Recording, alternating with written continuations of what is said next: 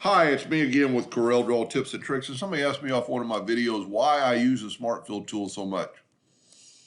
And why don't you just use combine or group? Well, here's why.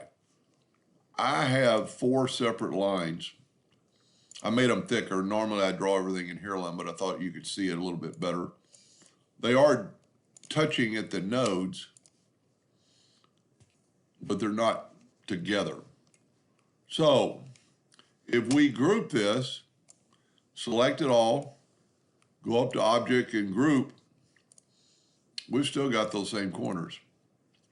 It did not help us whatsoever. Now, it did help us in a way that we can move the box around and it won't fall apart.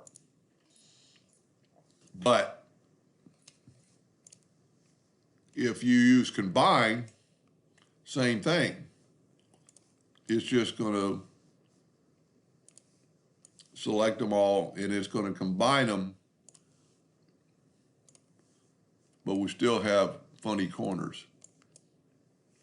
So that's why I use the Smart Fill tool so much.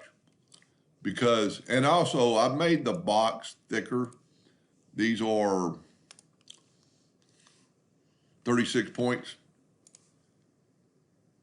The outside of the box is 12 inches by 12 inches. Or is it? It's not. It's basically where the hairline is. So if I take the Smart Fill tool and fill that in, I need to quit using that peach colored. And then I left click, right click, it's going to put it in hairline because that's the way I do it. But it is a 12 by 12 box. Now let's make it 36 points.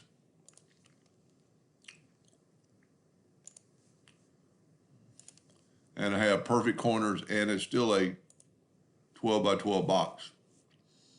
So that's why I use Smart Fill tool, because it fixes that problem.